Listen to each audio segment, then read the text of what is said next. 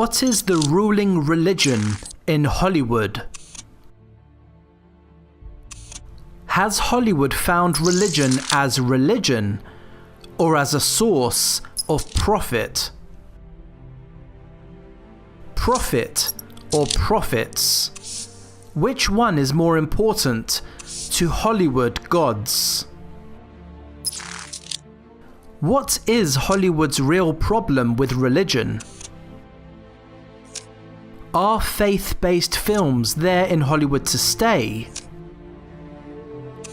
Does Tinseltown deserve the reputation of being a spiritual wasteland? What are the Hollywood milestones in drawing a self-styled image of religion in its productions? Does Hollywood realize that atheism is bad for business? What is the so-called Hays Code in Hollywood? Is it still in effect?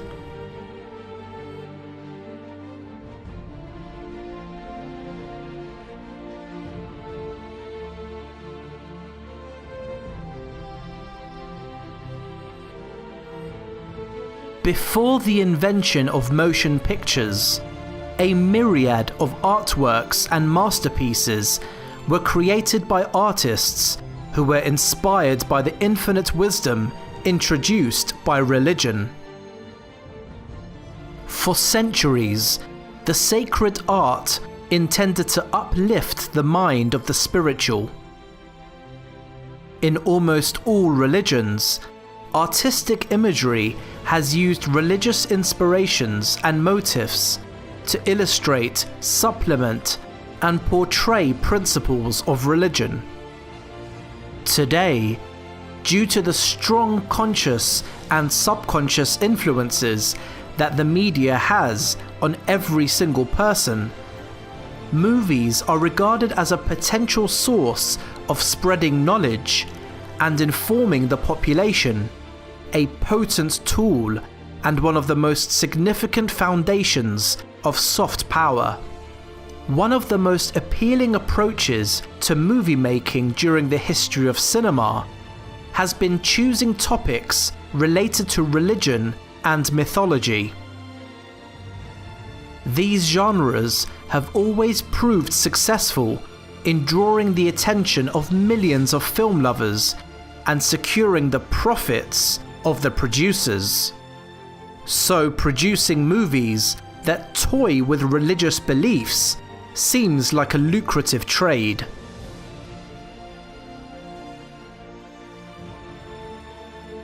When it comes to religion, Hollywood introduces various forms of films. Some are quasi-religious movies with commercial and business approaches, and most are narratives that lack a particular ideology and fall short of presenting any divine insights. They falsely demonstrate prophets as naive people who lack a definitive plan to propagate their religion. Such movies also question the validity of the tenets of the faith. In these movies, Cartesian skepticism about the divinity of prophets such as Moses, Abraham, Jeremiah, and Noah are abound. The more critical and distorted point to consider is the view of such productions towards the prophets that introduce them as non-saints and non-divine figures. Most Hollywood movies look at prophets through New Age humanism, trying to reason that they are nothing but ordinary persons. There was a time when the entertainment industry in general, and the movie industry in particular, were bound by a code known as Hays Code. The code forbids using any form of blasphemy in a movie. The Hays Code stated pointed profanity, which includes the word God, Lord, Jesus, Christ, unless used reverently, hell, damn, or any other profane or vulgar expression, however used, is forbidden. Hollywood today is no longer restricted by this code. Many of today's movies don't simply blaspheme, they go even further. Many Hollywood productions deliberately draw humanistic perspectives of Jesus, showing him as an ordinary person, directing the attention of the viewers to trivial and hypothetical, and mostly false, points about him.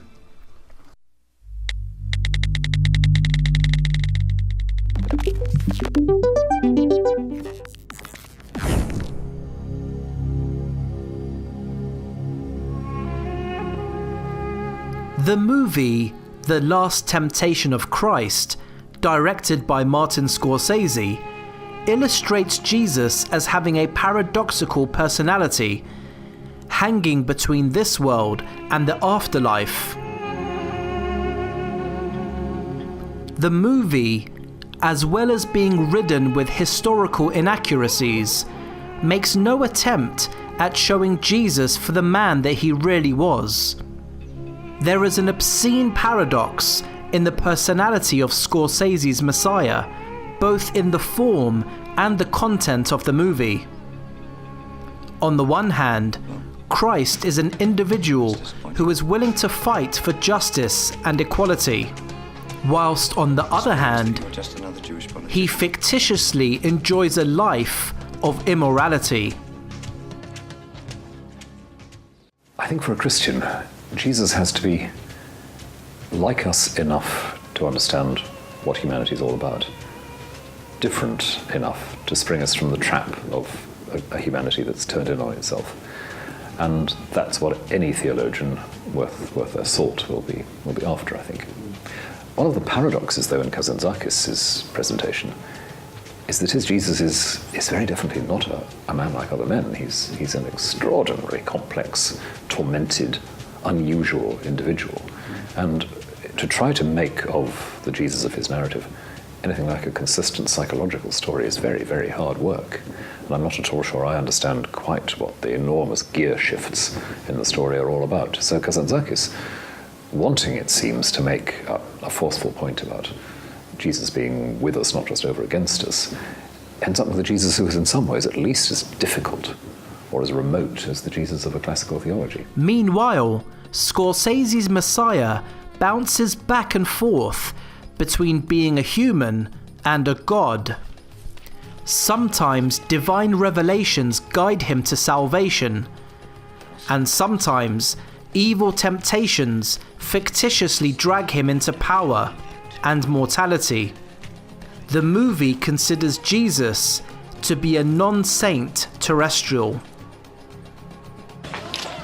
Wait a minute, I want to talk to you. I was never crucified. I never came back from the dead. I'm a man like everybody else. Quiet. Why are you telling these lies? What are you talking about? I'm the son of Mary and Joseph. I'm the one who preached in Galilee. I had followers. We marched on Jerusalem. Pilate condemned me and God saved me. No, he didn't. Who are you talking about? Don't try and tell me what happened to me because I know. I live like a man now. I work, eat, have children. I enjoy my life. For the first time, I'm enjoying it. Do you understand what I'm saying? So don't go around telling lies about me, or I'll tell everybody the truth. Just a minute. What's the matter with you? Look around you. Look at all these people. Look at their faces. Do you see how unhappy they are? Do you see how much they're suffering? Their only hope is the resurrected Jesus. I don't care whether you're Jesus or not. The resurrected Jesus will save the world, and that's what matters. Those are lies. You can't save the world by lying. I created the truth out of what people needed and what they believed. If I have to crucify you to save the world, then I'll crucify you. And if I have to resurrect you, then I'll do that too, whether you like it or not. I won't let you. I'll tell everyone the truth. The fake Messiah does his best to shun the responsibility of being God's messenger and insistently attempts to free himself. Eventually, however, he yields and begins his mission to proselytize his ideas.